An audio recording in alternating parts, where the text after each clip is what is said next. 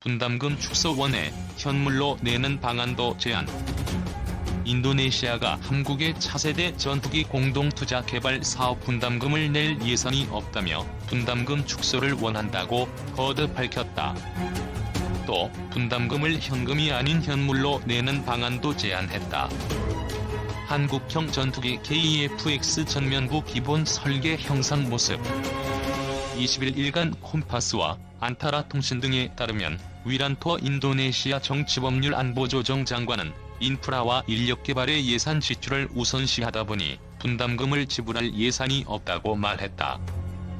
이어 인도네시아의 분담금 축소를 원한다고 덧붙였다. 그는 다음 단계에서는 현금이 아닌 다른 방식으로 분담금을 내는 방안을 조정 중이라고 밝혔다. 위란토 장관은 인도네시아에서 생산하는 CN-235 수송기를 한국에 제공하는 방안을 사례로 언급했다. CN-235 수송기는 한국군에서 사용되고 있다.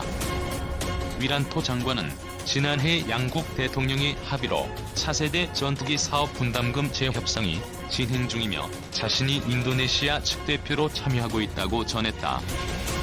그는 인도네시아가 분담금을 줄이고 싶지만 한편으로는 양국의 우호 관계를 생각하고 기술 이전의 기회도 놓치고 싶지 않다고 강조했다. 한국과 인도네시아는 2015년부터 8조 7천억 원의 사업비를 공동 부담해 2026년까지 차세대 전투기를 개발 양산하는 방안을 추진해왔다. 인도네시아는 전체 사업비의 20%인 1조 7천억 원을 투자하고 시제기 일대와 각종 기술 자료를 이전받은 뒤 차세대 전투기 48대를 인도네시아에서 현지 생산할 계획이다. 하지만 인도네시아는 경제 사정이 어렵다며 2017년 하반기 분담금부터 지급을 미루더니 현재까지 2018년 분담금 1,987억 원과 2019년 상반기 분담금을 내지 않았다. 미래 우리 영공을 책임지게 될 한국형 전투기가 드디어 모습을 드러냈습니다. 지난달 14일 경기 성남 서울공항에서 열린 서울국제항공우주 및 방위산업 전시회 언론간담회에서 KF-X의 실물 모형이 처음 공개됐습니다. 3일 한국항공우주산업에 따르면 이 전투기의 길이는 16.9m, 높이 4.7m, 폭 11.2m로 미국산 F-35의 스텔스 전투기보다 크기가 좀 더 크고 모양은 비슷한 형태입니다.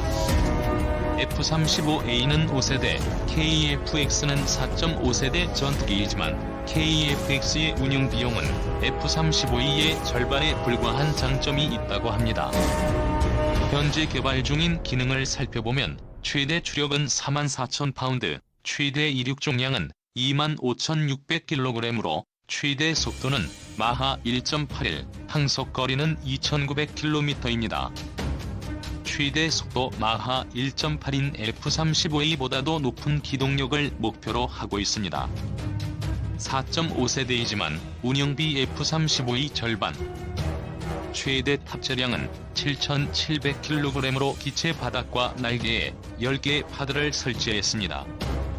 단거리 공대공 미사일인 독일제 아이리스-T, 유럽제 미티어 공대공 미사일, 지상 정밀 폭격이 가능한 BLU-109 레이저 유도 폭탄 등의 다양한 무기와 현재 우리가 개발 중인 장거리 공대지 유도무기 한국형 타우러스도 장착할 수 있습니다. 저피탑 능력을 강화하기 위해 공대공 미사일 4발을 기체 내부로 수납할 수 있는 기능도 갖출 계획입니다. 차세대 한국형 전투기 KF-X 실물 모형 공개. 14일 경기 성남시 서울공항에서 열린 서울국제항공우주 및 방위산업 전시회 프레스데이 행사에서 차세대 한국형 전투기의 실물 모형이 공개됐다. 뒤쪽에는 소형 무장 헬기가 전시돼 있다. 그러나 이런 우수한 성능과 목표에도 불구하고 여전히 KF-X를 비판하는 여론은 적지 않으며 5세대 전투기 개발 사업으로 완전히 선회해야 한다는 극한 주장까지 나옵니다. 사업은 이미 상당 기간 진행됐는데 반대를 위한 반대에 가까운 주장도 보입니다. 저는 그런 분들이 보지 못한 사업의 이면을 보여드리려고 합니다. 방위사업청에 따르면 KF-X 사업은 올해로 4년차에 착수했는데 만들어진 일자리가 6,800개에 이릅니다. 기업, 연구소, 대학 등 111개 기관이 참여해 일으킨 사업의 경제적 효과는 현재 2조 1천억 원으로 추산되고 있습니다. 여러분도 잘 아시다시피 거제, 통영 지역은 조선업 침체로 지역경제 붕괴 수준의 위기를 겪었습니다. 그런데 KEFX를 개발 중인 카이는 올해 초부터 7월까지 경력 근로자 193명 중 55명을 조선업계에서 채용했습니다. 2016년부터 지난해까지도 200명이 넘는 조선업 숙련 인력이 카이로 이직했다고 합니다. 전투기 개발 사업이 실업인력을 빠르게 흡수해 지역 경제를 안정화시키고 조선업 중심의 산업 구조를 변화시키는 기폭제가 되고 있다는 겁니다. 앞으로도 7년의 시간이 더 남아있어 훨씬 더 많은 일자리를 창출할 기회가 남아있습니다. 경제성 적은 분야 빼고 모두 국산화. KEFX의 국산화율은 65%입니다. 이것을 들어 왜 국산화율이 100%가 아닌가? 그렇다면 차라리 수입하는 게 낫지 않나라고 비난하는 분들이 있습니다. 그러나 전문가들은 하나만 알고 둘은 모르는 지적이라고 합니다. 정광선 방위사업청 한국형 전투기 사업단장은 엔진, 착륙장치, 기총 등과 같이 아직은 기술이 부족하거나 경제성이 적어 개발을 제외한 것들을 빼고 우리가 할 수 있는 거의 모든 것을 국산화하는 것이라고 설명했습니다. 한국의 전투기 개발 능력은 이제 걸음마를 막 뗀 수준입니다. 우리가 개발했다고 알려진 경공기업기 FA-50은 부품 중에 외국산이 많아 핵심 장비 수리는 외국 업체에 맡기는 사례가 많았습니다. 록히드 마틴과 공동 개발한 초음속 고등 훈련기 T-50을 개조한 것으로 완벽한 국산화로 부르긴 어려운 수준이었습니다. 미국 텍사스주 포트워스 소재 록히드 마틴 생산 라인에서 F-35를 제조하는 모습. 그래서 2013년 FA-50 1호기를 탄생시키고도 핵심 부품을 교체하기 위해 우리 시설에서 항공기 장비를 완전 분해해 수리 복구하는 핵심 부품 청정비 사업은 4년 뒤에야 완료됐습니다. 그러나 KEFX는 독자 플랫폼으로 개발돼 언제든 무기체계와 전자장비를 국산 제품으로 장착할 수 있는 장점이 있습니다. 그래서 군과 개발사는 초기 개발형인 KEFX 블록 1을 시작으로 블록 2, 블록 3로 성능 개선 단계를 밟아간다는 계획입니다.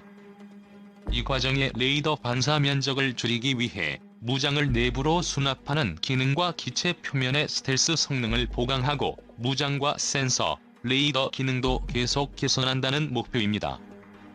단번에 스텔스 기능을 갖추는 것이 낫지 않느냐는 지적도 있는데 우리는 이제서야 초기 단계의 능동주사식 위상 배열 레이더를 갖출 정도로 항공 전자장비 기술력을 키워나가는 단계라는 점을 고려해야 합니다. 만약 더 높은 기술을 고려한다면 8조 8천억 원의 예산보다 훨씬 많은 금액을 투입해야 하고 개발 기간도 늘어나게 돼 국산 전투기 개발 꿈은 현재 예정된 2026년보다 더 멀어지게 됩니다. 예산 확보 과정에 내탑 정쟁이 벌어지며 사업을 접어야 할 위기에 직면할 수도 있습니다. 100% 스텔스 고집, 사업 포기하자는 것. 세계 최초로 AESA 레이더를 개발했고 전투기 스텔스 기술도 이미 확보한 일본조차 최근 스텔스기를 개발하는데 최소 17조 원을 투입해야 할 것으로 예측한 바 있습니다. 지금까지 개발해온 모든 성과를 포기하고 무조건 단번에 스텔스로 가야 한다고 고집하는 건 사실상 사업을 그만하자는 주장과 같습니다. 산업연구원이 올해 1월 발표한 방위산업 통계 및 경쟁력 백서 자료에 따르면 항공 분야 방산기업 매출액은 2016년 3조 4,720억 원으로 고점에 도달했지만 2017년에는 2조 4,177억 원로 1조 원이나 급감했습니다. 수출액도 같은 기간 8,553억 원에서 3,041억 원으로 64.4%나 줄었습니다.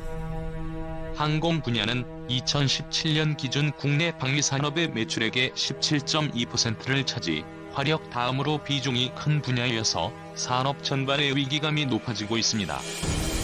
이런 상황에서 구원투수로 등장한 것이 KEFX 사업입니다. 항공 분야 연구 개발 인력 비중은 36.9%로 전년 대비 6.8%포인트 증가했는데 KEFX가 큰 영향을 미쳤습니다. 사업에 힘을 실어주지는 못할 망정, 이제 첫 발걸음을 뗀 개발팀의 사기부터 꺾는 행위는 전환기를 맞이하려는 우리 방위산업을 위축시키는 나비 효과로 이어질 수 있습니다. 박재찬 영남대 교수가 한국형 전투기 개발의 항공우주산업 기술 파급 효과에 관한 연구 보고서에 따르면 KEFX의 기술 파급 효과는 국산화율 65%를 기준으로 1조 1,200억 원에 이를 것으로 추산됐습니다.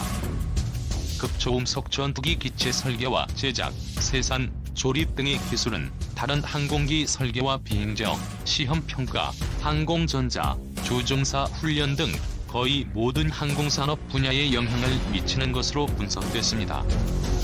동남아시아 시장 공략 발판으로 육성해야. 이것은 전투기는 물론 항공장비의 해외 수출로 연결할 수 있는 중요한 기회이기도 합니다. 비록 T-50 고등훈련기 미국 수출과 수리온 헬기 필리핀 수출에 좌절했지만 기술 수준을 계속 고도화하면 기회는 다시 올 겁니다. 특히 KEFX는 F-35E의 절반, 우리 주력 기종인 F-15K 수준의 저렴한 운영비가 장점이어서 제대로 개발한다면 동남아시아 시장 공략의 발판이 될 수 있습니다. 지난 4월 대우조선해양은 인도네시아의 장보고급 잠수함 3척을 1조 1,600억 원에 판매하는 계약을 체결했습니다. 장보고함은 20년 전 독일에서 전수받은 기술을 기반으로 만든 잠수함입니다. 우리 방위산업의 미래가 여기에 있습니다. 단기간에 머릿속으로만 뚝딱 만들어지는 기술은 없습니다.